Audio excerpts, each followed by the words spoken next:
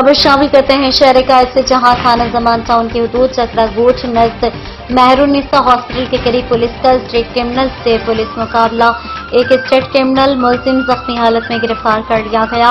इस हवाले से मज़ीद तफसीलात जानते हैं हमारे चीफ रिपोर्टर कराची जावेद महमूद अराई से। जी जावेद, क्या तफसीलात है आपके पास? जी बिल्कुल, थाना जमान टाउन की हदूद चकरा गोट नजदीक मेहरुन्निसा अस्पताल के करीब पुलिस का स्ट्रीट क्रिमिनल से पुलिस मुकाबला।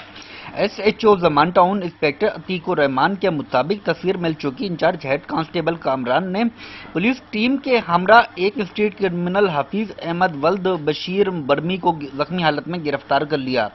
मोटरसाइकिल सवार साथी मुलजिम मौके से फरार हो गए।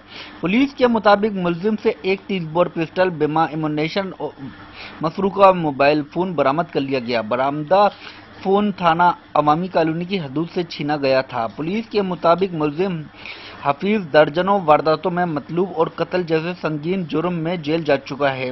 मुलजिम कबल थाना परेडी, रिजविया, ब्रिगेड, सोराब गोड, क्लिफ्टन, डॉक्स और इब्राहिम हैदरी में गिरफ्तार हो चुका है। मुलजिम को तिब्बी इमदाद के लिए अस्पताल मुंतकिल किया गया है।